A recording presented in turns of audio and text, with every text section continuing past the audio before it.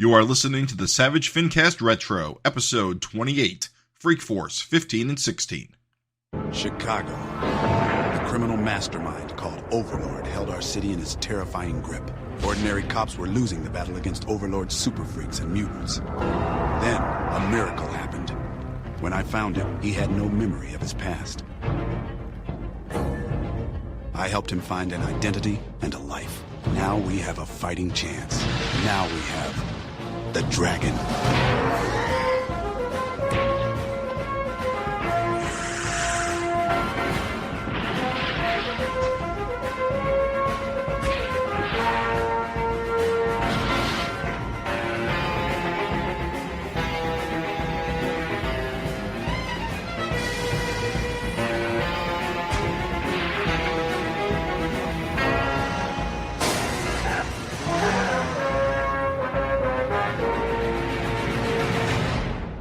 This is the Savage FINcast Retro, the show that'll fuck your friend Val. My name's Raven Perez. I'm Jim Purcell. And I'm Craig Olson. Craig's not here. I am Mark Welser. Special guest star, Mark Welser. Right. I think we might know you from such barn burner titles as Gods of Brutality, Backups, Savage Dragon, fill the number in post. Yeah, and I don't remember which one. 208, I think. I think you have an upcoming project, don't you? Oh, you forgot the most important book. Yeah, Super Freaks. Super Freaks, Raven. Super Freaks, guys. Did you not read Super Freaks, Raven? I got a confession. Yeah. I'm kind of beefing with every single contributor to that, and so I was even myself, so I was trying to keep it on the down low. I was trying to downplay its importance, but yeah, Super Freaks. So yeah, man, you're kind of like the big dick hot shit. I feel like you're blowing up left and right. Superstar. Yeah, you're blowing up like a Norfolk Southern chemical train. So he can make those jokes, folks. It's where he lives. Yeah. I'm blowing up like a tire that's been punctured, and it's just slowly leaking air over several trips. So would you say you're much like a gas bag? Yeah, a bit of a gas bag. That's okay. The Hindenburg was a gas bag too, and people still talk about that bad boy. Yeah, they don't shut up about it. Yeah. Well, that went pretty well for them, right? The Hindenburg? Yeah, man, raging success. I don't remember exactly what happened to them, but I think it was probably a success. They inspired that band Led Zeppelin. Who? The name? Yeah, you know. They're the Who? They're a cover of the Who. They're a cover band for ZZ Top. Oh. But yeah, I think you have a title to promote coming up soon, don't you? Yeah, I don't know when it will be released or where it will be released, but Rich Woodall and I are working on a book called The Bloody Ring of Dracula. Ooh. About a Count Dracula as a luchador in Mexico. Listen, I don't like to use hyperbole, but that might be the single greatest creation to ever face this planet, surpassing such all-time classics as electricity, fire, sliced bread, the Christ scam. I must admit, those are some very good words to put together. Yeah, but you haven't read it yet, though, so we still have plenty of time to disappoint. Yeah, Rich is writing it, and I'm drawing it. We're working on it right now. Don't know when or where it will be, but we're plugging away at it anyway. So if somebody decides they want to print it, we will be ready. I gotta say, it's a really good time to be a wrestling comic fan. Everyone's got a wrestling comic in them right now. Yeah, I've got a wrestling comic in me someday. There weren't quite as many coming out when we first planned this, and it seems like we may have taken too much time getting it together, but hopefully there's still some interest in wrestling by the time it comes out. Listen, there's no such thing as too many wrestling comics. Or wrestling anything. Wrestling's cool. Yeah, wrestling fucking rules. Fun fact, I didn't become a wrestling fan until I was 30. What? I thought wrestling was gross when I was a kid. I always turned that right at the height of the fucking Attitude Era. Whenever I would turn, or NWO era, I'd see it on TNT and I'd go, nope, change the channel. This isn't Babylon 5. No, thank you. Babylon 5? Did you pick Babylon 5 on purpose? I watched that on TNT. Goddamn nerd.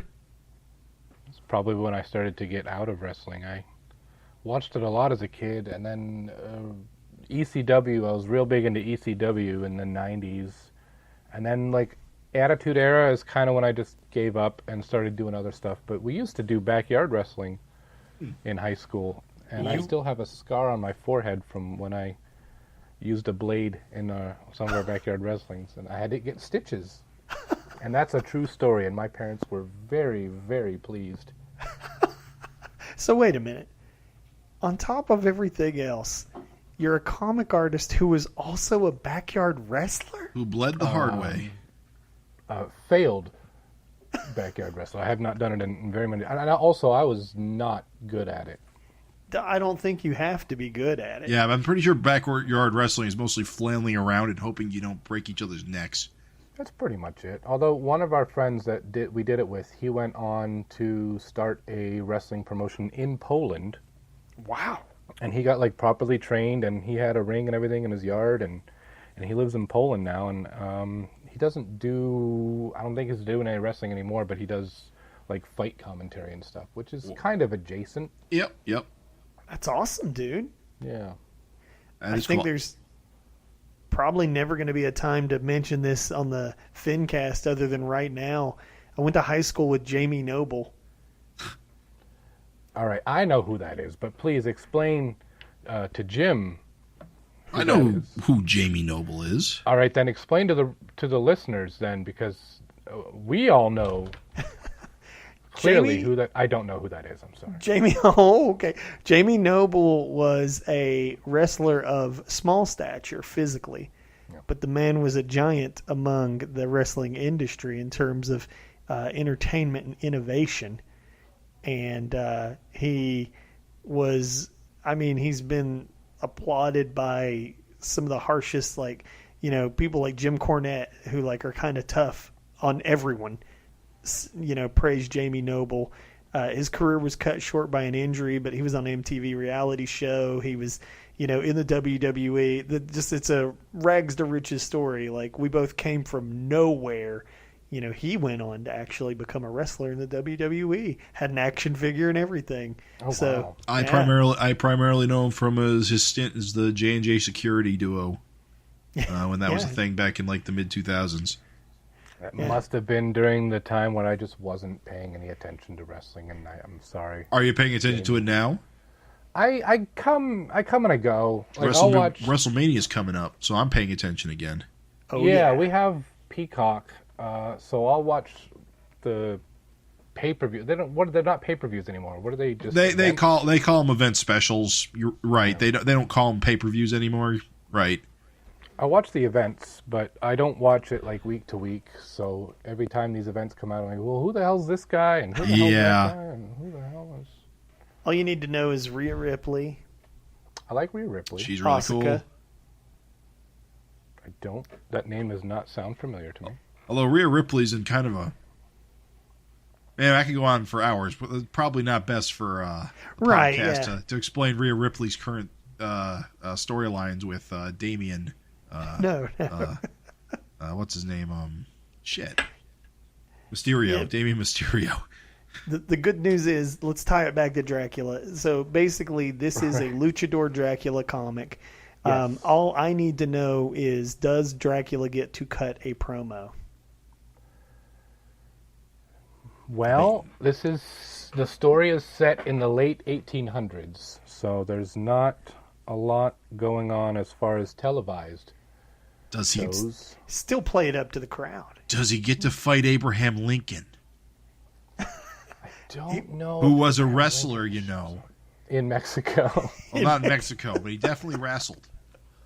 He was like a leg wrestler, right? Or an arm wrestler. Something like that, yeah. He was an athletic youth. I think he's one of those gentleman wrestler types. I think it may have been arm wrestling, or I don't know. Listen, no one gives a fuck. All that's going to happen now is we're going to talk to you, Savage FINcast Retro listeners, about all things Eric Larson, but from the fucking past, baby.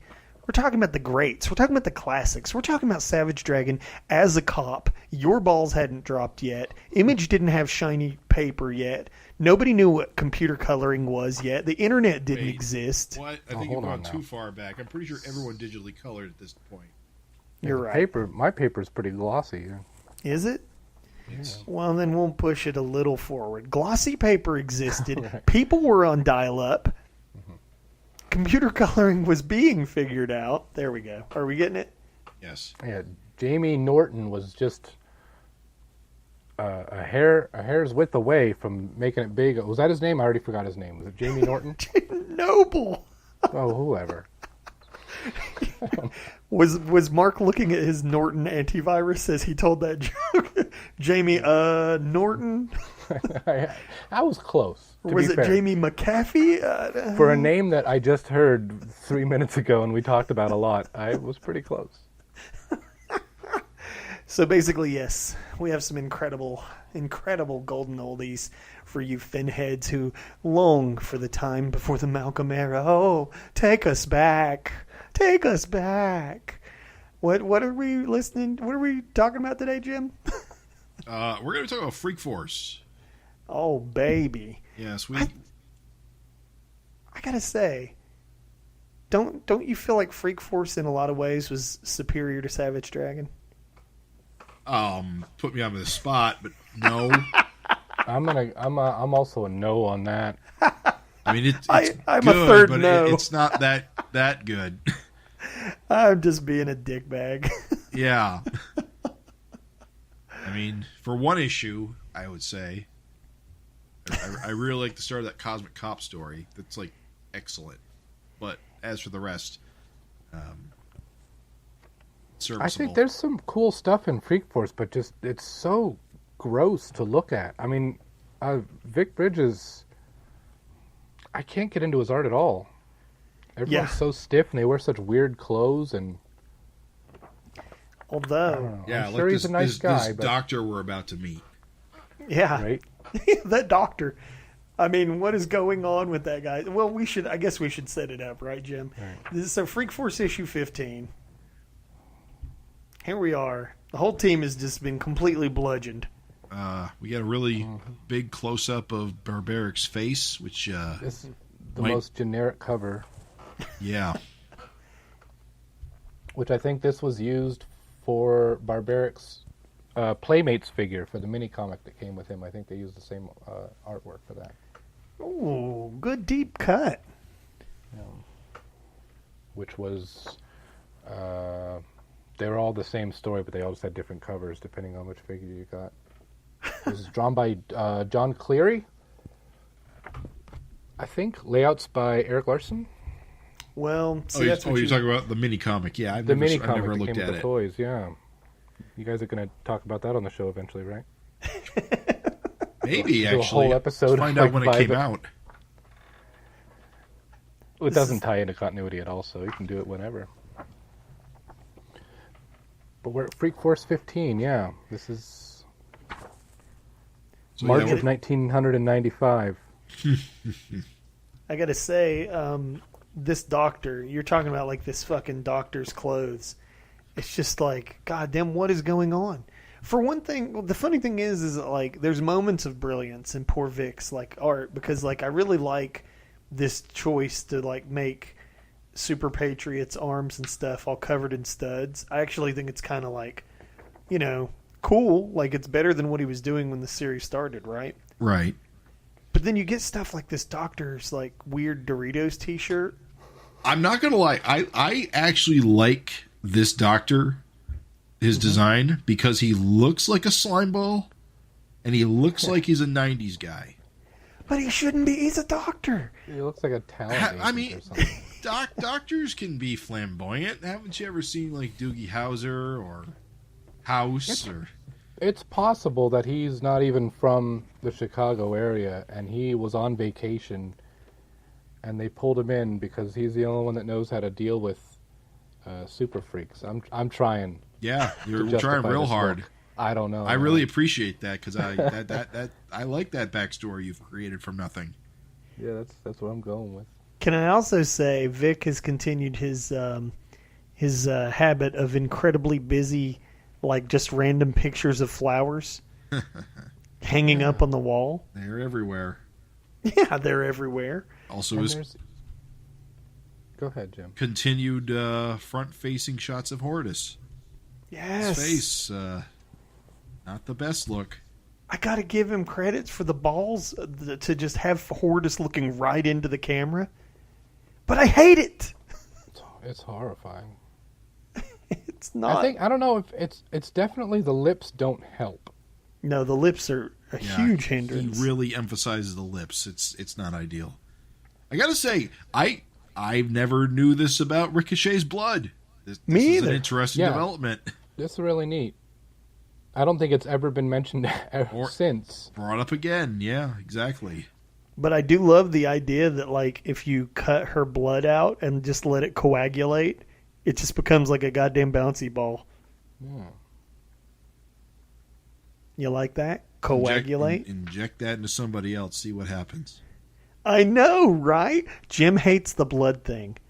But I gotta say now, I would love to see what happens if you, like, had her give a blood transfusion to, like, who would be the person who should never get bouncy powers? Well, I would think Hortus, but she's gone. Right. Well, that's a good one, though. That would actually be an amazing combo. Right. Walden Wang. Just all of a sudden he's bouncy. Yeah, I don't know. I completely forgot that she had rubber blood until I flipped through this today. So that's a good, interesting point to ask. Have you read these before? Is this new to you? Yeah. Have you read these previously? I have read them. Yes, it's been a while since I've read Freak Force, but yeah, I had them all. I didn't get them when they came out. I got them later after the series had already ended. I picked them up as back issues, but yeah, I've read all this stuff before. Yeah, this stuff's all new to Craig, to Raven and I. Yeah, for me and Jim, this is totally new.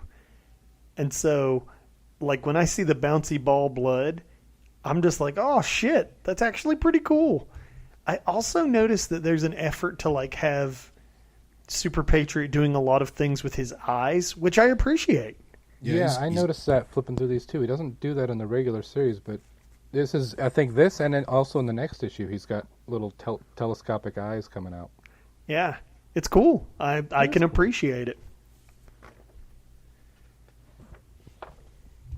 Yeah, it's just that, like, good old Vic Bridges, just stiffness, like this barbaric leaning at the bedside and her in the bed, and, you know, just kind of weird. I don't think we've ever seen Ricochet with her, like, mask off in normal Savage Dragon, have we? Well, at the wedding in 41 when they got married. There you go. Yeah. Now you're talking. But other than that, like, this is it, right? Yeah. Vic has a tendency to draw them out of costume a lot. Yeah, we were kind of like praising that about Freak Force, is that, like, you'll see, you know, fucking Dart in sweat clothes. You want to see? It's neat, but the clothes are always so weird looking. Yeah. It is crazy that he's probably the one guy who should have never put them in casual clothes. Right. They all have those big Image sweatshirts. Yeah. Raven hated the Image sweatshirt. Yeah. I do not like those Image sweatshirts, dude. We'll get you one, Raven, for your birthday. No, God, no. What do you guys think of Crying Hortus? You mean? Fucking Barbaric? barbaric. Yeah. Well, look at his eyes at the bottom of the page, bottom middle. The bottom middle, yeah, they're very close together. You know, it's weird because Eric does these kind of like almost anime eye looking things, but when Vic tries to do it, they just look a little weird. It's just that Vic ooginess overall. I feel so bad, like, just bagging on this poor guy. He got better. Yeah, I feel bad too, but also he's not listening. Fair enough. He's moved on. He doesn't do comics anymore, I don't think. I will say that like this picture of Barbaric like busting out, and by the way, the inks here by Chad Hunt help a lot. And like this picture of Barbaric busting out of the hospital, pretty badass. Like the buildings are generic as shit, but like Barbaric looks fantastic here. And I wonder also how much of it, because I know Keith Giffen was he was drawing layouts. That's the interesting question, because of the way Giffen does his writing it's through layouts. Yeah. So a lot of this must have been laid out by him. Mm-hmm. And you can tell a lot of it too. Though that's like a classic Giffen layout, or at least panel configurations that he goes through a lot. But yeah, some of these poses, because I'm sure they were drawn super small, and maybe Vic just, when he blew them up, he just didn't really put much life into them. He just kept them as stiff as the thumbnails were. Maybe, I don't know. I'm not familiar with a lot of his stuff outside of Freak Force. Okay, you literally answered the thing I was about to ask. Okay. Phase 1 phasers is how Eric got Vic came onto his thing. Mm-hmm. You're not familiar with like Phase 1 phasers, are you? I have one issue of Phase 1 phasers because I think it has a story that Eric drew in it. Oh, okay. I have one issue, and I don't know if Vic drew it. Actually, I don't even know if it's an actual comic. It might actually just be a source book thing. I gotta find more issues of it. A thing that kills me is like coloring mistakes. Freak Force has some big ones. Look at Barbaric's arm, like it's fucking blonde by his left hand thumb. Oh yeah, okay, I see what you're seeing. Yeah. Oops. Yeah, that shit kills me, dude. I'm just like, no. It was drawn too smooth, and so the colorist misunderstood.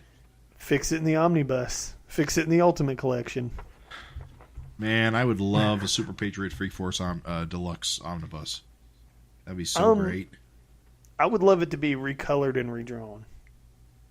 Just completely redrawn. Yep, and rewritten in places. Yeah. Remastered. Question. I'm not even joking. Would you guys be into like comic book remasters? Like, video games have remasters. No, absolutely not. Have you not seen what they did to The Killing Joke? No, bro, that's not a remaster. That's a fucking recolor. That they recolored it. They just use the same writing and the same art. I'm talking about remaster. You mean literally remake it from the script? You know how? Isn't that what Liefeld just did with all his books? He did.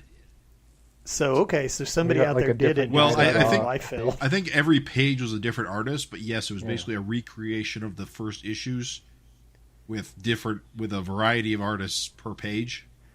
I haven't read them, but that's got to be jarring as hell. Yeah, I don't like that idea. That execution is not so good. I haven't actually looked at those, but I am familiar with, there were 2 issues of Legion of Superheroes that came out 2 years ago, where every page was a different artist, and yes, it's very jarring. I guess I'm saying is like, okay, it's a fantasy world, so money's no object, so I get Philip Tan to fucking redraw, not Philip Tan, who does fucking Travis Charest. He does Space Girl, right? Space what? Space Girl. I think it's Travis Charest, right? Or Charest. Am I fucking up the pronunciation? Whatever. I've heard his name pronounced so many different ways that I'm not even going to attempt. You know what? Frank Quietly. All right, so I get Frank Quietly. Yeah, I get Frank Quietly to redraw Freak Force, and I get Kirkman to configure the dialogue. Just rescript it. Yeah, and Nikos can color it because goddamn Nikos rules. And so it's just like, hey boys, you gonna buy that? That's all I'm saying. I'll buy it. I mean, if Eric's name's on it, I'm gonna buy it anyway. I'd rather have new Freak Force. Yeah. All right. Well, you know what? I'm just saying, it's funny how it works in video games and it doesn't work here. What I'm doing is I'm getting, if money's no object, I'm spending that money on a time machine. And I'm going to go back and I don't know what I would do. You were about to say attack Vic, weren't you? You were going to break Vic's hands. I knew it. You monster. Although I think we would all do the same thing with the time machine, but if I had a time machine, I would go back in time and rescue all the lost Doctor Who episodes. Oh. No wonder you quit on the Attitude Era. Indeed. It ruled. Hortus gets so fucking mad. Hortus, goddammit. Fucking Barbaric gets so mad that he fucking takes off to take out Bludgeon, which is just fucking... Yeah, right through the wall there. That's rude. Man, I mean, I love Super Patriot mugging to the camera. Do you? I hated it. I love it. I hated it. That never happens. Why did that happen? You don't mug to the camera? Why does fourth wall breaking happen in this? I don't like it. I mug to the camera. Do you really? Yeah, I just pick where the camera is and I look at it and I make a face and I look back and I go back to whatever I'm doing. See, I never read that as a camera mug, but now that's all I see. I just thought it was just him just looking off. He's definitely looking at us. You never see Super Patriot being funny, and he's being funny here, and I like funny Super Patriot. Oh, wait a minute. He's not looking at the camera, dude. He's looking at God. There it is. It even the dialogue gives it away. Well, that's true. He does say thank you, God. Thank you so much. Are we God? It's Eric's God. There you go. No, he's looking behind the reader where God is watching. Right. It's like those pictures where Jesus is behind the president. Is that what it is? He's got his hand on my shoulder and he's reading Freak Force. Right. Jesus is like, goddamn, Vic Bridges, what's going on? I got to compliment Vic for the Super Patriot face because you can tell he's smiling even though he's got a covered face and goggles. You can tell he's like squinting and smiling. I don't think he's smiling. I mean, I think he's pretty pissed. He just seems so just frustrated. Yeah. I don't know. I think he looks happy. I don't see it. Like Barbaric. I mean, look at what he's saying. He's saying, "Thank you, God. Thank you so much," because Barbaric's going off to commit suicide, and then he sarcastically responds to Rapture saying, "No, really." I think he's just getting pissed off at all this Freak Force stuff, and he's just losing his mind and is losing his patience with everybody. Yeah, I think he's just like cool. But it is, yeah. No, he's definitely not out of character, but he's usually more collected at this. But he's gone on rants before, so he's got a bad temper. He does. Hey, Mark, how do you feel about this? Awesome shot right up Mighty Man's nostrils in the I got a broken leg panel. I don't. That's a hard shot to pull off, though. Yeah, that's a weird angle to draw. Yeah, I mean, I think I've seen you say you hate it before, so I was just giving you the bait. Yeah. It never looks. If it doesn't look right, it looks way wrong. Is the problem. Plus, talk about coloring mistakes. In one fucking panel, like Rapture's holding the blood ball, but in the next panel, it's an egg. It's an egg. This bugs me. I just need a remaster, bros. I need a remaster. Hey, surprise Max crossover. What the fuck? Why wasn't this advertised on the cover? Yeah, like. If you've got the Max in your book, advertise that, right? Like this is before Max shows up in Savage Dragon too. Yeah, this is. I think so. When they meet in 28, they kind of know each other a little bit. That's right. He does know who Sarah is. That explains it. What the fuck? Yeah. Why am I only finding out about this now? Because it's not on the cover. We've never read these. We never read these, dude. You've never read these, so you've never seen the graffiti on the wall that just says "Cheese Whiz." My favorite is Amy Mann. This is more Amy Mann representation. Chad and Lynn, whoever they are. You know what's interesting? Breeders. Because that's slang that'll get used later for people who want to have kids. I'm sure that's the band, the Breeders. Are you sure? Maybe. I mean, you got Amy Mann, you got Kiss. Yeah, you're probably right. 9 Inch Nails. Voices Carry. That's a Amy Mann song. So, big Amy Mann fan. I'm a fan of Vandalism and Amy Mann. Right. Pumpkinhead? Like the movie horror Pumpkin, villain? But it's Pumpkinhead, though, so it's not even spelled right, so I don't know what that is. Oh, what's a wood god? I think that's a Marvel reference. I think Wood God's a Marvel character. You can see in the trash that Max is digging through, there's a book that says IHOC. That's the International House of Color. Wow. Very self-depreciating. Since that's all color, they would have put that there. Right? Yeah, no, they did the separations on this one. Yeah. That's funny. Now, are these cops or guys on stilts? What that Bludgeon is fighting? They're armored security cops. They don't seem to be holding guns. They have like cannon arms. Yeah. Right? That's what. Here's the thing. Is so okay. This is the first time I've ever read this. When I very first see it, my mind does not read police or law enforcement. Right. They look like stilt men with gun arms. And then I only realized by the fact that they're like, "Where the hell is Dragon?" And they're shooting Bludgeon. I'm like, "Oh fuck, those are the cops." I mean, the whole idea of Chicago is that the police are outmatched, so maybe this is just their SWAT gear when the super freaks show up. But stilt team. For the love of God, man, put your stilts on. The special team of individual legs too long. That.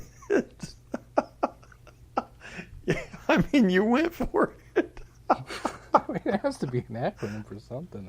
Right. But yeah, you can see on the next page, they don't really look like cops. They look like G.I. Joe guys or something. It's like Cobra Commander is impaled. Cobra Commander dead. R.I.P. Yeah. Yeah, I fucking didn't know what the fuck was going on. I was like, who's Bludgeon beating up? Like, who are these guys? Yeah. So, gotta say, I don't think that Barbaric really could bring it like this. And to be fair, he gets his ass kicked. But, like, it's kind of funny that he's like, oh, and he's getting some good licks in at all, you know? He's so pissed off that he broke his costume. I'm saying, considering that, like, fucking Bludgeon bitch slapped Mighty Man and put him in a coma. Yeah. I mean, Barbaric has the element of surprise, and that's about all he's got. He just knocked him off balance, man. Yeah.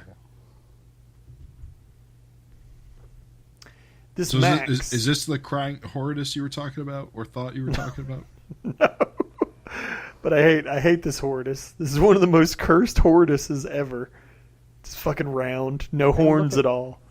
I don't know. I don't want to just spend the whole time bashing Vic's art, but it's giving me a lot to do here. That same page there with Max in the corner, like Bludgeon, I guess, is on the ground, shoving Barbaric's head through the ground also. Right, yeah. It just looks so weird. He's on his belly. Yeah, that's you know, here's the thing: is like, so follow the action. So Barbaric's tackling him to the ground. One can assume they're both on the ground. He's already on the ground at the top of the page. Yeah, he's already okay. Yeah, and then he tackles him, and then he just on his belly. I mean, just how bad are you getting beat that a guy that's on his belly can just slam your head into the pavement? That's why Bludgeon's so tough. He doesn't even have to get up on his feet. Now listen though, I will give Vic his due. I love as much as I hate that Horridus in the foreground. I love that Max. Max is pretty goofy. Yeah, but I love it. Like the one right behind her. It's just so weird. His take on the Max is so weird. I love it. Perspective's weird as hell too. Yeah. Yes, on dude. Those buildings. It is kind of fun to start getting all these other heroes in. Max, Deadly Duo, Vanguard. Yeah, I will say what I do like that Vic does is when he does kill Cat, he's always in like these kind of cat positions. Mm-hmm. Like he's always slinking around. Hey, question. Craig didn't know what it was last time. None of us knew, but do you know why Vanguard was in such weird attire in some of the previous issues? I don't remember why that would have... I don't know if maybe they were just trying to give him a new look. Like I don't know. We couldn't connect it to anything. Like, we couldn't connect it to an ongoing book. We couldn't connect it to, like, a story or a reason. Well, I know he shows up in Brigade. Mm-hmm. He's on a team on Brigade with some of the other Image guys. But I think he wears his normal costume in that. Mm. So I don't think it was from that. But it does look like he has the same emblem on the bottom of his shoe.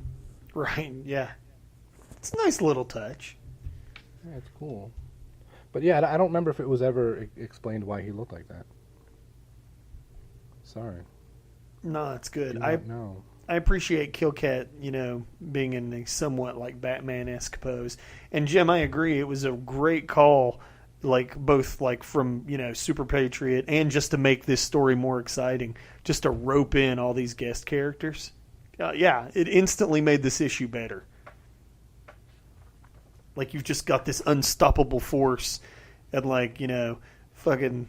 Although it is hilarious to think that Super Patriot was so desperate that he got goddamn Killcat. Killcat. Kid Avenger. Brute Force is out there somewhere. Get them. How about this poster? I ripped mine out. I don't have it. Which one is it?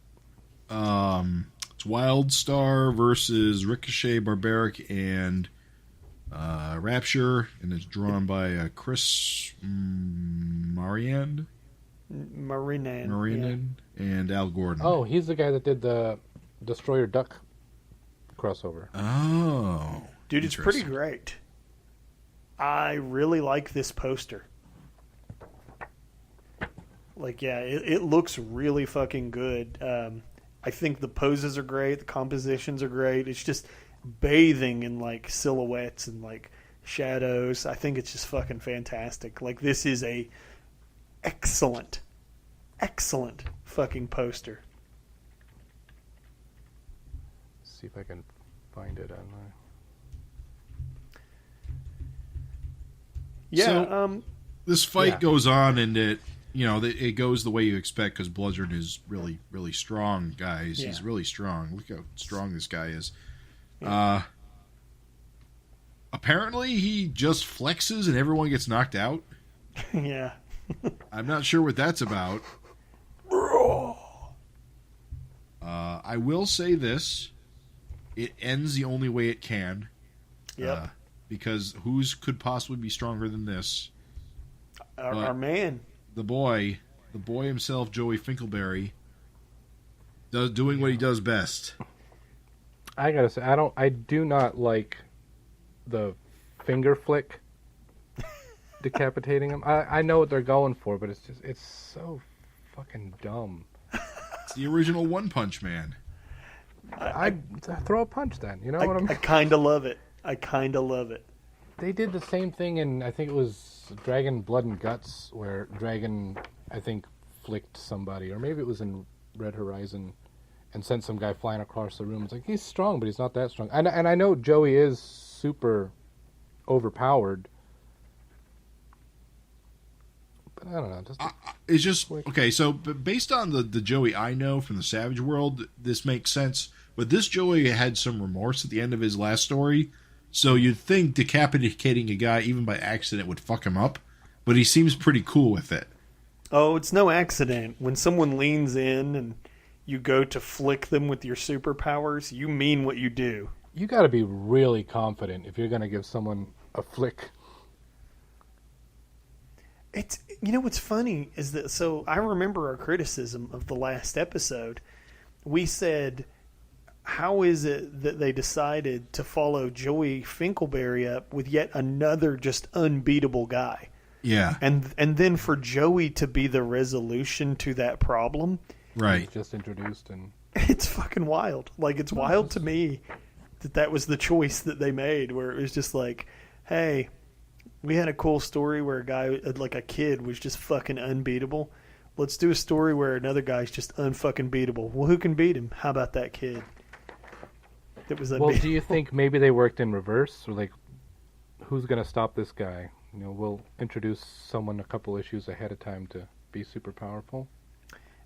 Maybe. I think... I don't know how much they were planning ahead when they were writing this, to be honest. I don't. Well, here's what's so sad. So, again, this is how we do it on these retros. We jump all the fucking way over. Eric announces that this book is ending in the beginning of the letters column. So, as of the publishing of this, he knew that this was dying a sales death. Right. So, it's just kind of crazy Because to me, like, here's the thing: is what I guess I'm driving at is it's like, okay, if you want to eventually build towards Joey, I don't know, something crazy like he joins Freak Force, and then they've got a heavy hitter like from hell, like a god tier heavy hitter. Then you can really throw Freak Force into some crazy fucking scenarios because they've got like a fucking One Punch Man on their fucking team. But like, instead, this series is dying.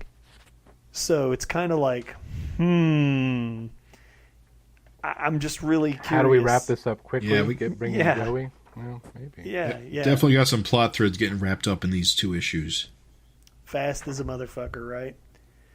Yeah. So, should... you guys, just quick question: were you satisfied by that? Like, Jim is a first time reader, and if you can remember, Mark, how you felt about it. I have no memory of how I originally thought when I read this. So I'd like to hear your first impressions there, Jim. I thought it was a decent resolution, since they set up this guy to be so strong. It's literally the only other character that could do this. Unless you, like... Of course, Zeke hasn't even been introduced yet. Right. Yeah. I mean, usually with an unbeatable guy like this, you come up with some, like, elaborate scheme to, like, trick him into, like, saying his name backwards or something. Right. But in this case, I mean, there isn't really a lot of options other than to just find somebody stronger. And to be fair, we were introduced to somebody stronger, so it's not like he's a Deus Ex Machina. Well, it's also nice, too, is. Because you introduced the Joey Finkelberry, and then instead of it just being a one and done, they brought him back to do something. Yeah, no, I agree. I actually do like that Joey gets used. Yeah. I just do kind of hate that Joey got used against another unbeatable guy.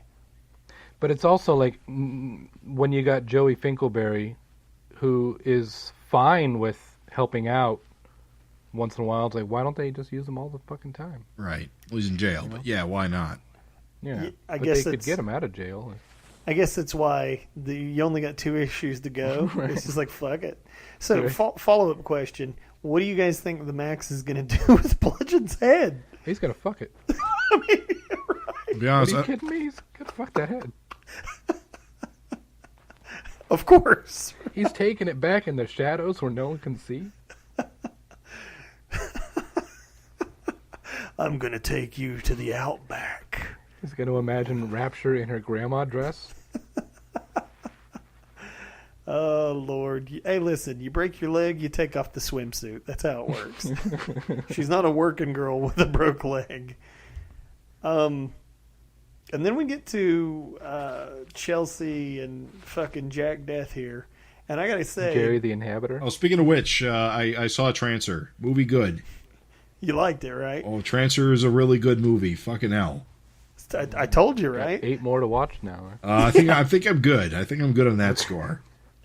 But the thing is that like, so is that not the best Chelsea Nirvana drawing of all time?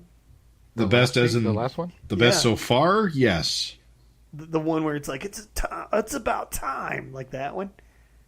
Her hair bun is just too tight. Yes, dude. And her double S split curl is a choice. I think it makes her look recognizable. The S curl, the double S curl. I guess it's a singular S curl, but if you can look bald at certain angles, your she's hair about is too to get tight. balder too. Yeah. Yeah. Yes. So shout out. What about all these pictures on her wall just of Freak Force? I think those are. Oh, are they pictures? Oh, they are pictures. Wow, she's creepy.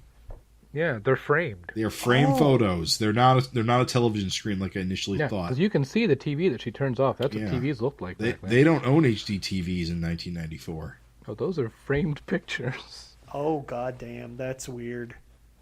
Well, she's a weirdo. Yeah, I guess I'm okay with it in the she's a weirdo thing, but I will say that I did think that they were TV screens just in black and white. Yeah. Until you say, look at the panel where she's clicking the TV off, and that's clearly a frame. Mm-hmm. Oh my God! Yes, that's a weird choice. Because the camera's moving around the room, so that's one is beside the couch, the other one's behind it. Wow. But I could see where that would look like just a monitor or something. But those are picture frames. I've decided that those are not bedroom eyes. Those are grave eyes. Like come, I want you to come and get in your grave, Freak Force. Come hither. Really quick on the ads front while we wrap this up. The Star ad using the Wild Star logo, and then having the post-it note saying to get his own. It's pretty funny. Is that on the pinup? It's on the pinup, right? You wouldn't be able to see that one, yeah. So yeah, it's. I took all my pinups out. There was something in the letters column in this one where Eric mentions that another publisher made it hard for him to trademark the name Freak Force. Yeah, I didn't understand what that was meaning. Do you know?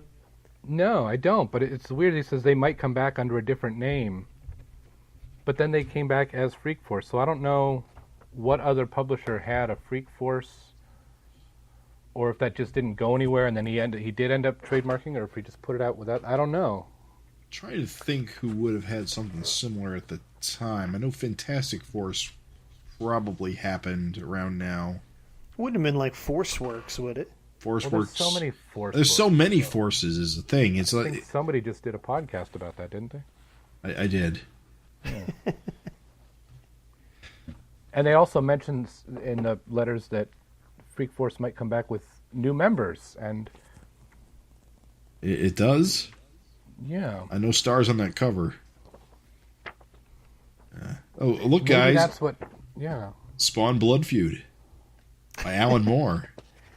I mean, Todd paid the price dearly for his desperation to work with guys that would give him clout. Why? What did he lose in this deal? I don't know, but I'm just saying I was walking the shop and looked on the wall, and there was Angela in a Marvel book, and I was just like, oh, Todd. Yeah, she's. I think she's Thor's brother. she's a Marvel character now. She is. I think Neil Gaiman sold it to him. Is this recently? 10 years now. She was showing up Marvel when comics. Brian Michael Bendis was doing Guardians of the Galaxy 10 years ago, if not longer now. Jesus. Yeah, Yeah. It's all wrapped up in that whole Miracle Man deal. Okay, so I knew Miracle Man was over at Marvel. I didn't know Angela went with her. Yeah, because Gaiman got the rights back and he didn't care about her and just sold her to Marvel to stick it to Todd. Sell her back to Todd for twice the price, I guess.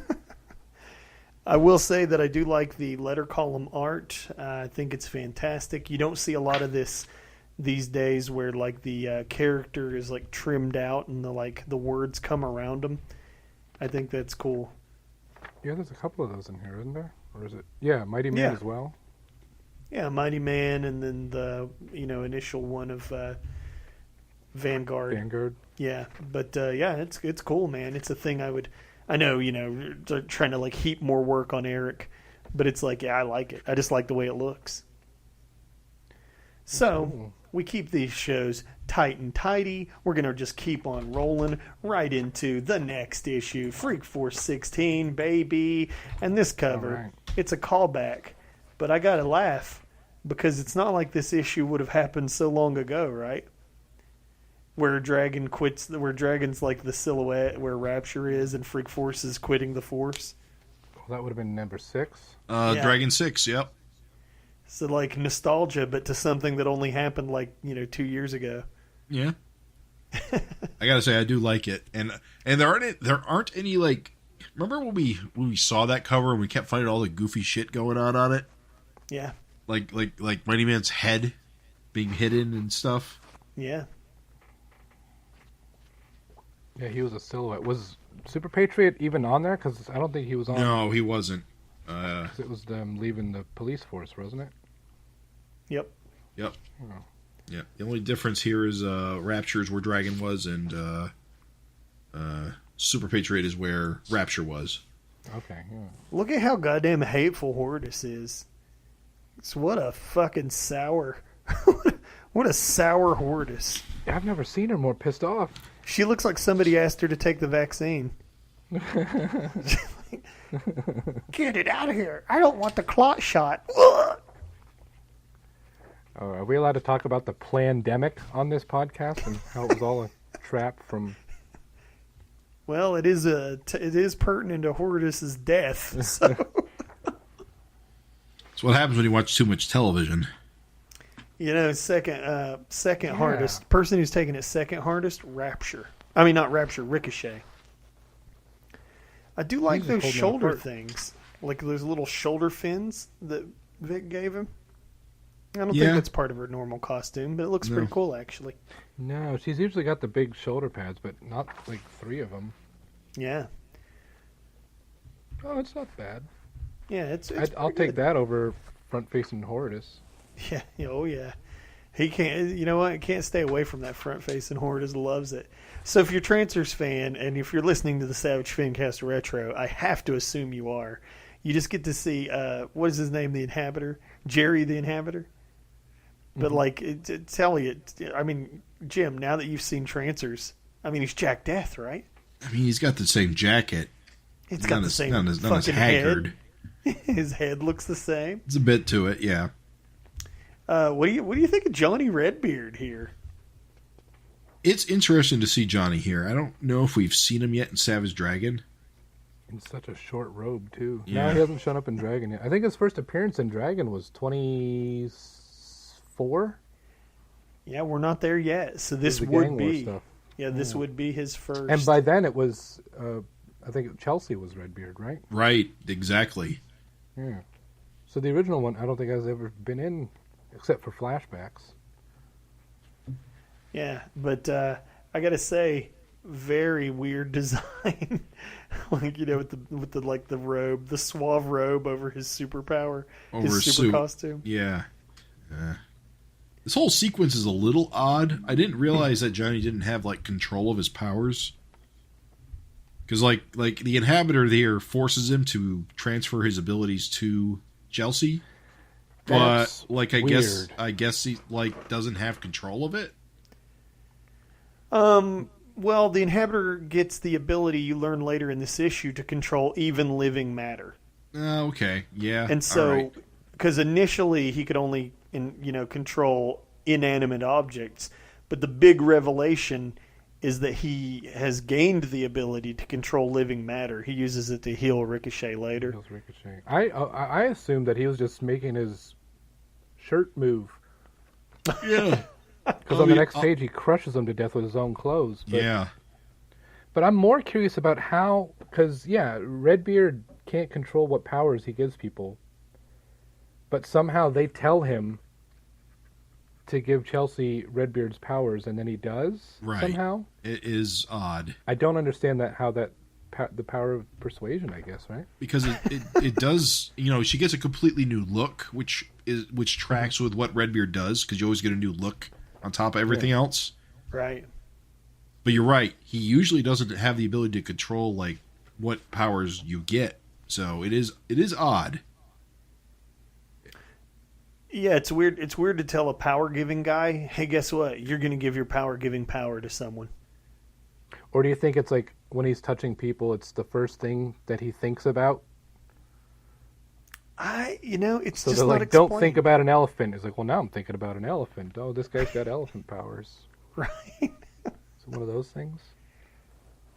Yeah, Johnny is apparently obsessed with pictures of angels, too.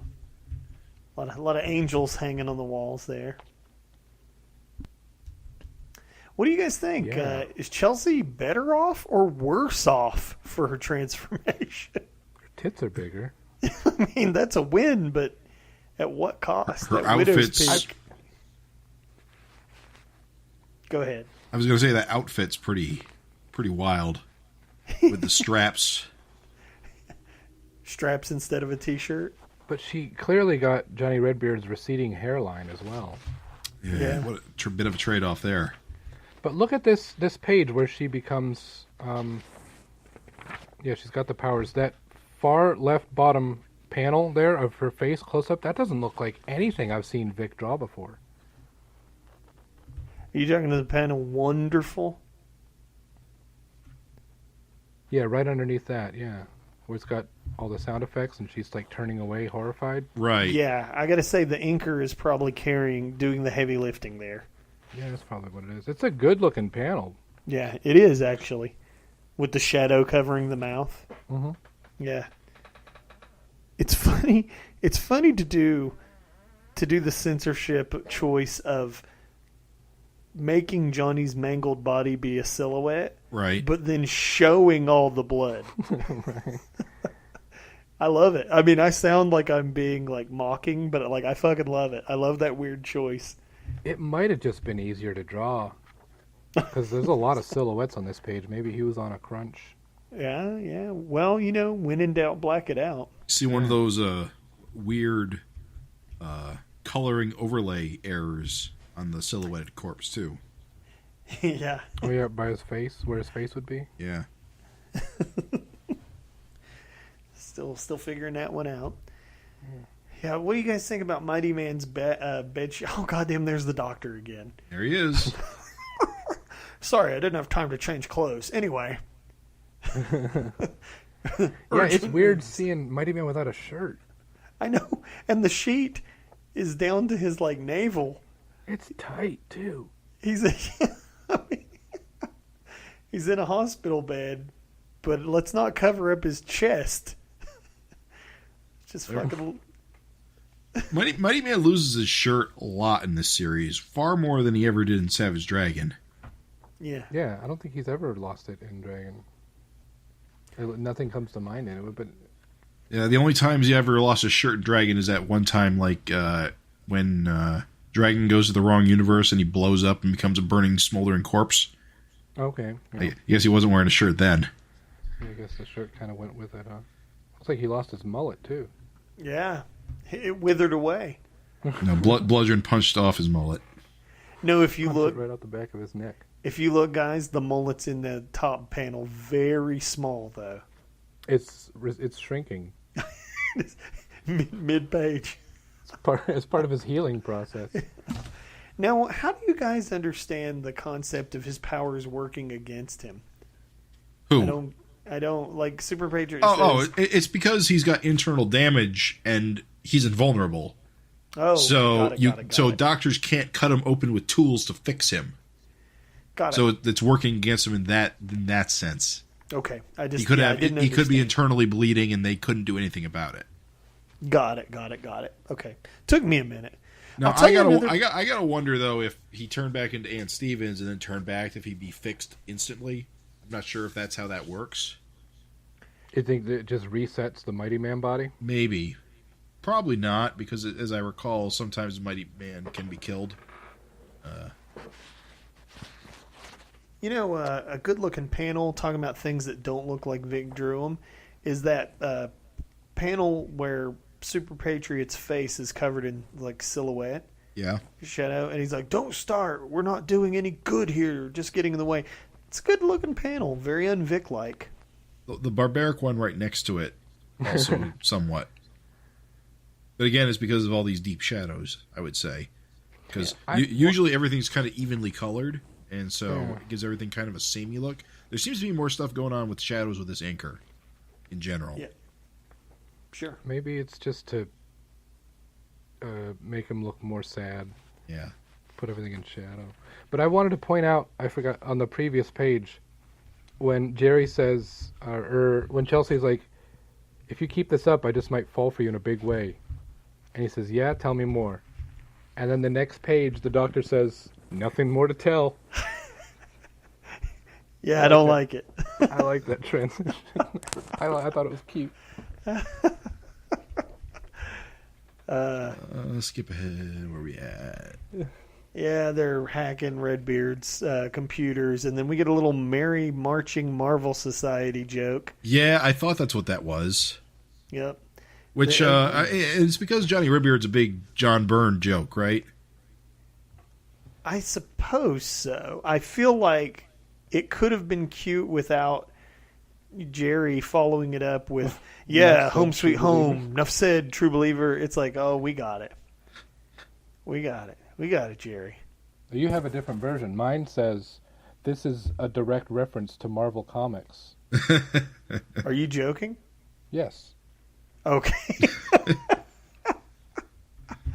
Yeah. How do you like this computer they're on? It's all green, except for the red arrow. Well, that is definitely what computers looked like circa 19 whatever. The folder that says file access. Yep. Oh, Lord. Look, Windows 3.1 was rough. Hey, remember Freak Factor? Yeah, I forgot about Freak Factor. But I think the writers might have as well. I think we're getting a rather quick resolution to the Freak Factor mystery. Hold on, dude. I'm just not going to let you breeze past the Chelsea Nirvana face where she's like, it's a long ride back to the house. That's a face. Bug eyes? I agree. That is an award-winning face. I think it looks great. Do you? Yeah. If her hairline wasn't so high, it would actually be a really good face. I do think that is foreshadowing for her becoming Johnny Redbeard, though. Yeah, I think it's just getting... Because she's got that widow's peak. Yeah. Mm-hmm. I do say I kind of like her, like, you don't really get a clear look at like her overall design here, except for in the panel to the left of the close-up face. You get the wide shot there. Right. It's not a bad outfit. Do you... So question, do you guys think this Freak Factor subplot is like a reference to the other title that was keeping him from like a little meta humor? Wait a minute. Maybe. Could be. Maybe. But I don't... We'd have to actually ask somebody. I don't know what the other title was, so... Yeah, it probably wasn't like... It wasn't like X Factor or something along those lines. I think it's just as like a generic X-Men, X Factor, X Force. It's probably just a gag on that. But I like their logo. I like their logo. I cannot stand that the fully spelled out thing has lowercase letters in it. Oh yeah, that's just bad typeface. It makes me furious. Speaking about typeface, I like that barbaric expression. You! Oh my God, you! It's good. I gotta ask a question though. If he's facing the door and gets ganked, why is his feet facing up when he gets pulled through the door? That's bad sequential art. I guess he tried to turn around and run away. Tried to run away, I guess, yeah. Yeah, just bad sequential art, I think. Although that is the worst Hortus face yet. Beneath the one that just looks her like... eyes will escape her head one of these days. Listen, okay, this is a deep cut, but I mean, not really a deep cut. It's very popular. But I'm just saying a lot of Savage Dragon fans might not necessarily get this. But if you fucking, know the manga Berserk... Yeah. Like, her fucking head looks like that, like, Stone of Agony or whatever. Oh, God, you're right. Just got to move one of the eyes to her forehead and you're there. Right, it's the same fucking thing, dude. It's just so funny. Oh, Vic, the horrible things you did to Horridus. I'm flipping back and I'm noticing Johnny Redbeard, when we see him, he's in his robe. Yep. Mm-hmm. Then after he dies, he seems to be wearing like his shirt again when he's on the floor as a corpse in the background. He's got his gloves on and everything. Mm-hmm. Yeah, it's weird, right? Because his the clothes strangled him, but also too, I don't know. It's a strange choice. It's so weird. So who's he got? He's got Dart and Phyllis. Phyllis Dieter. Yep. In her kinky sex dungeon. Yeah. Well, I guess it's the Inhabitor sexy kink dungeon. If you're fighting the Inhabitor, the floor is literally made of lava. This outfit. Okay, so here's something I didn't figure out until literally just now. Mm-hmm. We've seen this outfit on Chelsea before in a backup a while back, a long time back actually. And at the time, I thought the outfit was kind of strange, like it was a weird choice. I mean, what's up with this outfit? Only now do I realize it's literally the same outfit Johnny Redbeard wears. Yeah. Which you wouldn't really realize if this was the first appearance of Johnny Redbeard, because we wouldn't see him in that outfit in Savage Dragon for like 10 more issues or more. Was this the first time he showed up in Freak Force? I think so. Fully appearance. Yes. Yeah. I thought for sure he showed up before this. He was in issue 11. You're right. I don't know if it was a full appearance though, but it's been a bit since we looked at it. Yeah, his first appearance was in Free Force 11. Is that when he gave Bludgeon his powers, right? Let me look that up. Real-time fact check. I don't remember. So while you're fact-checking that, I have to ask Mark, what do you think of Dr. Nirvana's big book of secret phone numbers? I think it's great that Doubleheader uses a P.O. box. Yeah, I agree, dude. Listen, unironically fun. Unironically just a fun thing to think of, just these fucking assholes just having, like, mailing addresses. Oh, Hot Shot, yeah. I gotta call Hot Shot. Redbeard was in 11, but he wasn't given Bludgeon his powers. He was given somebody powers, and they just turned to molten goo. You're right, and he is fully revealed in his standard costume in this page. Yeah. So we have seen this costume before. Okay. With its scoop I'm neck thinking of V. when Chelsea made the second Bludgeon. It's my mistake. I'm sorry, guys. Do you like just the random fruit on the counter? Everyone just needs random fruit. There's, what is that, an orange, some bananas, some grapes. Yeah. Not even like on a plate or in a bowl. Just loose. Just fucking loose on the counter. Like a madman. Hellspawn, he was the guy from Wildcats, right? Wasn't he the bad guy in Wildcats? He was, yes. Johnny Redbeard's got his phone number. Well, that's Dr. Nirvana. Or that's what I meant, yeah. Nirvana's got this phone number. It's hard to imagine. For those who don't remember, Hellspawn kind of had like a skull with Wolverine wings, and it was on fire. Imagine him answering a phone. Right, exactly. Hello, this is Hellspawn. Dr. Nirvana? God damn it, I told you never to call me here. Keep getting all these phone calls from someone named Hellspawn. I belong to DC now. Please, quit calling me. Yeah, like Ricochet waking up and she's super excited to see Jerry. This is good for me as someone who never quite fully got the Savage World scene where they're breaking out of Australia. Yeah, that probably made no sense to you guys. It made no fucking sense to me, right? And then this helps me understand that guy from that big jail scene where they break out of the fucking arena, Brainy Apes Arena in Australia. Right. Was this fucking guy. And he was just a big dirt mound in that, though, right? Yeah, he was never a dude. He certainly wasn't Jack Death in a trench coat. But, like, fucking... Yeah, dude, this actually blew my mind because I was like, oh, shit.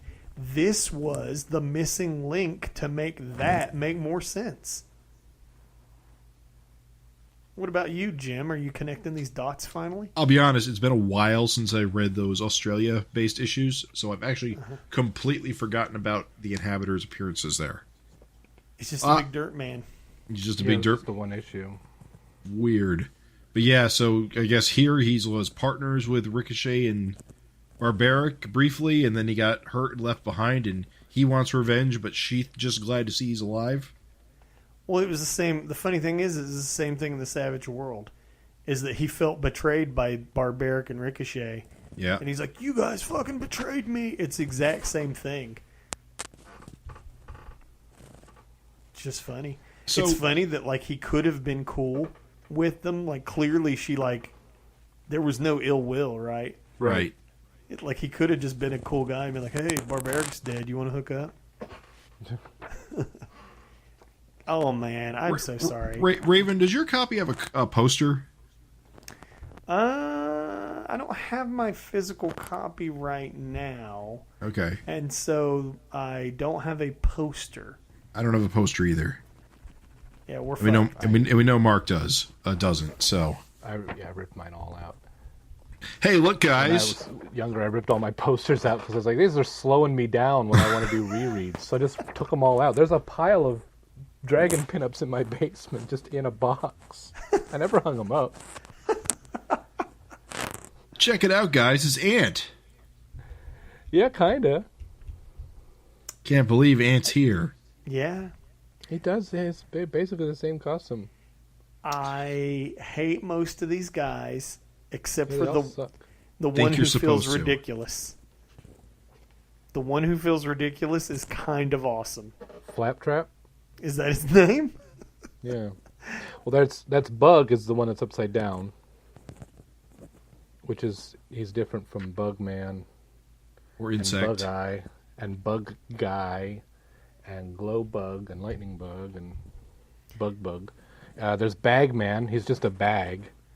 Did somebody turn into a burning pile of shit? Yep. That's Quill. He's got porcupine quills. No, I mean on the floor by Chelsea's feet.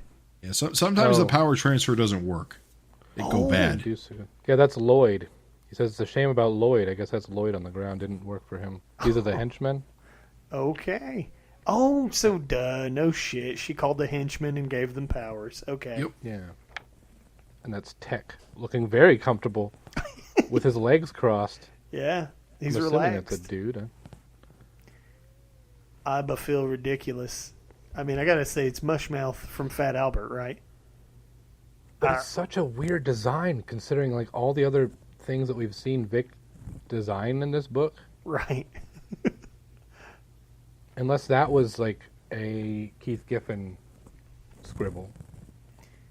You know who looks like a Vic design? The guy who's just like a plastic bag. The Bagman? Yeah. That looks like something Vic would design. I think Bagman's cool, but he's got to be like easy to stop, right? You just rip a bag. Keeps your vegetables fresh. Yeah. He's just really good at smothering babies. That's his only power. More pictures. She's got so many pictures of Freak Force on the walls. She's obsessed. Tons of them. Can you imagine? Listen, I mean, imagine you're the henchman. Yep. You fucking go into this bitch's house. She's got pictures of Freak Force in sepia tone hanging up everywhere. What are you thinking? I mean, you're a henchman. You're on a henchman on speed dial. Your job is to go into these weirdos' houses and be their muscle. You don't ask many questions. Like, it's not even like a dartboard with their picture on it. It's nice pictures of them, and they're framed, so they got mats on them. Right. That's She had to have expensive. taken these to like Michael's or something to get them framed. Can you imagine you're the Michaels employee? Hi, Miss Nirvana. Another picture of Freak Force, huh? Big fan. Well, I'm the receptionist, so this is for the office. Okay, right? Sure. Yeah, and then we get to see fucking Super Patriot using more eye powers, which again I totally appreciate. I think it's It awesome. looks cool. Yeah, Do more of that. yeah. Yep. He's done. He quits. He's out. Yeah, when the going get tough, the tough get going. So he's a realist. It is unfortunate. He does seem to kind of quit out of, I don't know, it just seems, I don't know, it seems in character, but at the same time it kind of makes you kind of think he's kind of a dope. Dope. Dopiness is what this gave you? Because, like, people are missing. Like, it's not like the team's, like, disbanded. It's like, I don't know. You'd think you'd be more curious about what's going on. It's not heroic, and I think Yeah. it doesn't really match Johnny's character is all. I kind of feel like Super Do they know Patriot- that Dart was taken, or do they just think she left? They think Dart just left because she left. Okay. She left and then she was abducted, so they assume she just went back to Detroit. That's right. That was right I after think. she quit. And of course, Mighty Man's in a coma, so Anne's not around to worry about Phyllis being missing.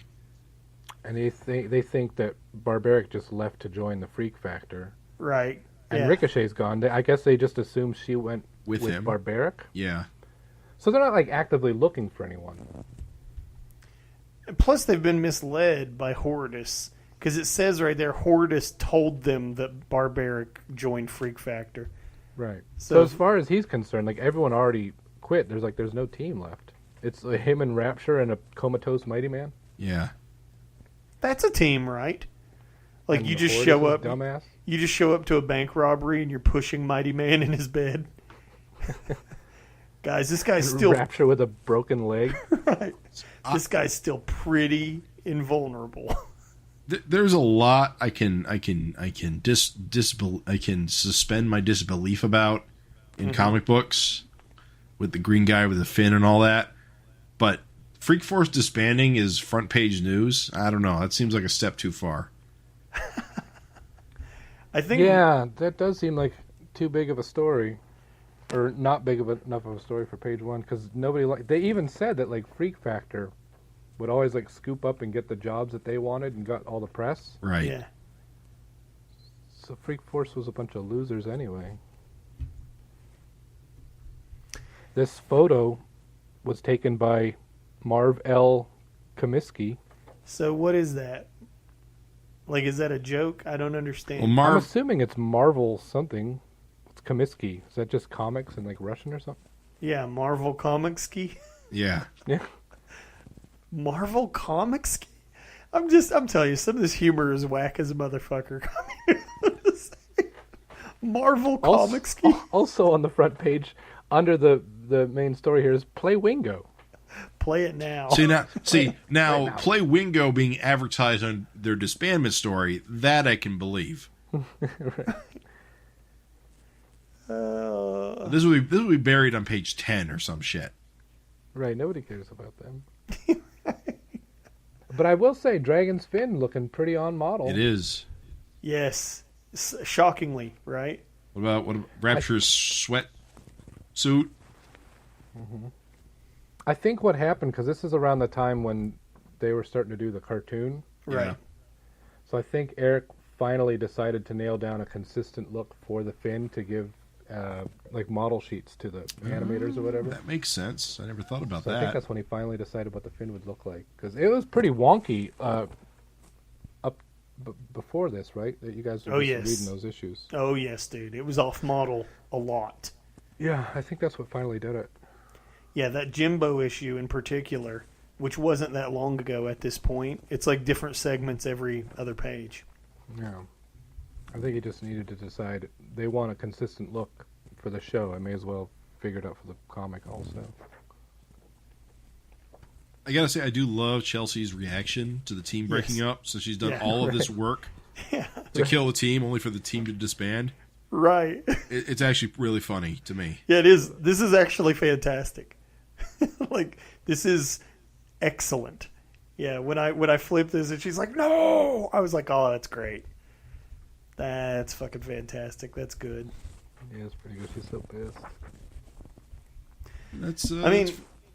That's it, right? It's Freak Force 16. I mean, we get a little preview comic of Liberty and Justice Super Patriot, which we'll get to, which, as I recall, is really good. Another star ad. Nothing else in particular to talk about there, unless there was something in the letters I missed. I don't think I looked at the letters in this one. Did you check them out at all, Raven? No, there's nothing of a note. I mean, people are shocked and hurt that Freak Force is ending. Okay. But, I mean, that's it, basically. You just got a lot of people that are pissed. You don't have an Augie letter yet, so look forward to that. But Olov writes in, but that's it. Nothing too crazy. So these 2 issues overall, what do we think? Interesting It definitely feels like they're wrapping it up. Yeah. It's an end is nigh kind of vibe. Yeah. I think... Well, I know how it ends, so I don't want to say too much. I think... Here's what I'll say is I think it's crazy to... You're towards the end of your arc. You know the end is coming. And rather than build to like one big giant like climax, you just kind of got this... The team's breaking apart, fake out. And even if you have them reunite real quick to take out Chelsea, who's clearly the book's big bad, it is kind of one of those things where it's like, yeah, don't even fuck around with the, we're breaking apart, we're at an all-time low. It's like, nah, just, have them be in peril or something. You know what I mean? I guess a lot of them are in peril. Never mind. I don't know. Just, it's weird. It's weird vibes, right? Like, we don't really know that Barbaric's in any trouble at all. He got dragged into a building in a comedic fashion. It's you, yoink! It literally says yank was the sound effect. Right. So, yeah. I don't know. Just, for me, I'm still feeling it. I think Freak Force got better and better as time went by, but I still don't think that if it was back in the day, I don't think I would have been buying it at this point. Yeah, I don't know. It's hard for me because I wasn't reading Dragon when this came out. Because I got it later. But even when I was starting to get real into Savage Dragon, I was like you, Raven, where I'm like, I'm just going to stick to the main book. Yeah. And then it was like, well, there's a lot of stuff in here that I think would make more sense if I read Freak Force. So that's when I went back and picked them up. And there's some good stuff in here, but just I don't like looking at it. Yeah, it's hard because, again, kind of like the stuff that happened, what is cool, Savage Dragon doesn't really have throwaway stuff. So I always thought Freak Force was throwaway, but, like, I mean, goddamn, dude, the Space Cops thing was important as hell to Savage World. Jerry the Inhabitor shows up in Australia. Like, Chelsea Nirvana shows up again at one point. It's just like, this shit mattered and was important. But, yeah, it's just super hard. There's a lot of jank that I'm not really super used to when I, like, associate with Savage Dragon. Like, I don't think of jank when I think of Savage Dragon. Freak Force just has a lot of jank that's tough to... And it's not all Vic. Like, what kind of jank do you mean? Janky art we covered. Okay. So I'll step away from that. Right. But, like, some janky writing. Like, just some janky execution. Marvel, the clones and... Yeah, Marvel Kaminsky. Having Bludgeon basically be a second unbeatable guy just to have him be beaten by the first unbeatable guy is weird to me. There were just other weird things we talked about, and it's just weird choices. And the funny thing is that you've got two master comic storytellers. I mean, goddamn Giffen and Larson. I mean, these are not bad comic writers by any fucking stretch of the imagination. But just for me personally, it kind of has moments of brilliance, but is largely jank. And so it's weird. It's weird to me that here's this like team that is full of talent, but it's just it kind of didn't gel in a way that you would have hoped. Right. For me, anyway. I feel roughly the same. I really wish I loved this book because there's 18 issues of it. I am serious as a heart attack when I say if money was no object, I think there's good meat on these bones. I think there's like solid concepts. I feel like if it had a bit better execution. Just tweaked a little bit. Yeah, like I said, like video games have the concept of a remaster. And I get you, Jim, when you say, I'd rather just have new Freak Force. Yes, sure. But also, too, if we're dealing with, okay, but what do you do with this, like, fairly terrible first Freak Force? It's like, well, you know. It's not terrible. Like, not everybody thinks it's terrible. Terrible is the wrong word. Okay, why don't you guide me to the right word, thesaurus? Because you haven't read Dart yet. Yeah. Oh, I haven't. Okay, yeah. So it gets worse. Or Red Horizon. Is Red Horizon bad too? Or Savage Dragon versus Mars Attacks. Yeah. That was okay. Although the Image Mars Attacks. Yeah, Image versus Mars Attacks is a different thing. Or Mars Attacks Image, rather. Yeah. Savage Dragon one's not great. There's some stinkers out there, but Dart I think is definitely the lowest of the low. So compared to that, like Freak Force isn't bad. I mean, it lasted 18 issues. Freak Force's problem is that it is kind of ordinary. It's a very ordinary superhero comic. It's got some violence and it's got some weirdness to it, but really, the like. Everyone compares the art to like John Burns, and it's got that kind of like typical superhero thing going on, which Savage Dragon shouldn't be. There's no real hook to make it stand out. Yeah. That's it. Oh my God, that's it, dude. You fucking nailed it. It's plain. Yeah. The team never gels, and the team never finds a like enemy to overcome.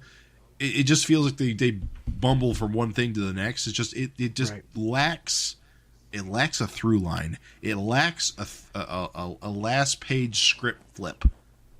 It desperately needs. You're right. It needs that Omni-Man has been evil the whole time somewhere. I mean, I guess they had that with Chelsea. Chelsea is a little bit of that. I'll give it that. There's a little bit of that in Chelsea, but it's not enough. It's not strong enough. It does, or at least it doesn't. It slow burns too long when it should have been immediate. Right. Yeah. If I was to redo everything, that would be sort of a more instant hook. Like maybe Chelsea should be the bad guy. She should be hired as a secretary like early on, which she was, revealed to be the bad guy mastermind behind like all these things that are happening, and like she should just be the villain. But she's barely done anything. Yeah. When did they reveal that she was? Because I haven't read these in a while. I know you guys recently did. When did they reveal that she was like the bad guy? Was it early on? It was pretty early on, and then she kills her father, which was pretty hardcore. But of course, then we did there was some storylines between that and here.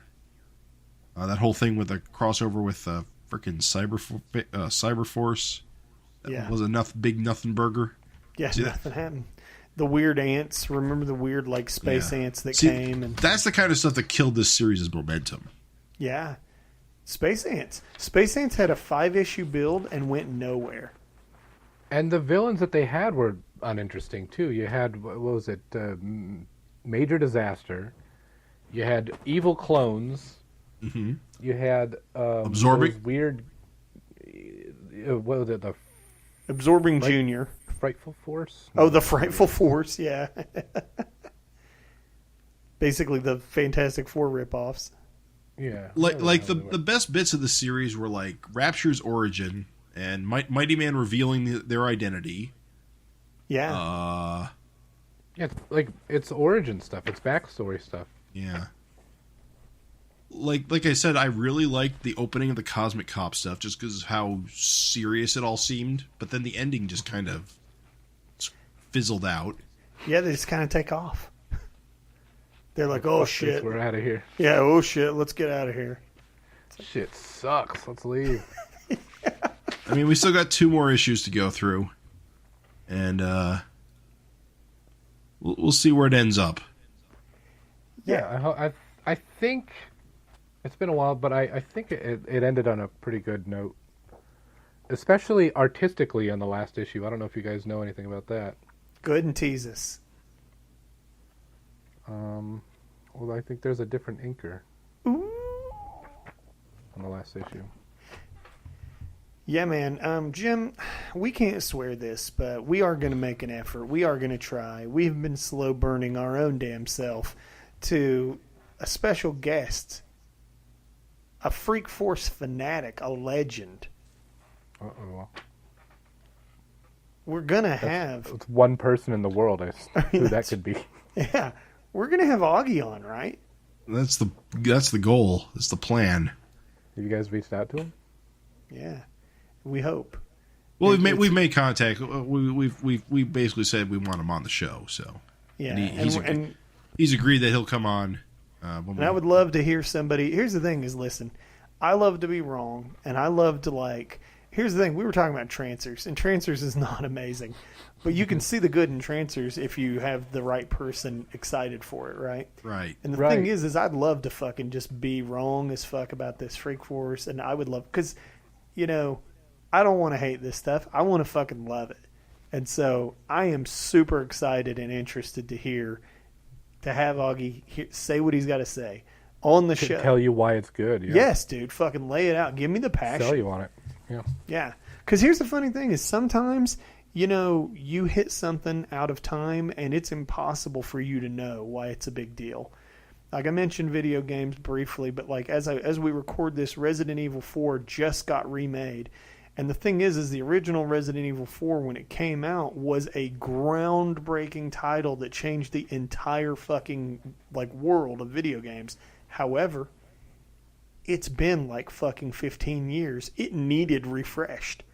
Because groundbreaking as it was at the time, modern people aren't going to think it's fucking incredible because everything's been inspired by it. It's kind of like how you can't go back and watch The Matrix and be, I mean, new people can't watch The Matrix and be blown away because everything after The Matrix was inspired by The Matrix, right? Right. So I would love for Augie to be like, listen, you fucking uncultured swine, this is why this fucking kicks ass, is because in 1995, this shit had never happened. We never had a motherfucker get killed by his own clothes. Right? When Johnny Redbeard got killed by his own goddamn clothes, I shit myself. I'd be like, dude, you know what?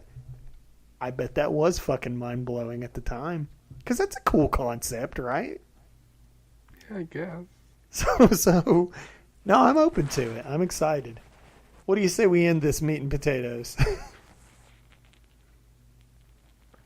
Listen, special guest Mark Welser, thank you so much for joining us on this Savage FINcast Retro. My pleasure, gentlemen. Thank you to my regular co-host and captain, Mr. James Purcell. I have to be here.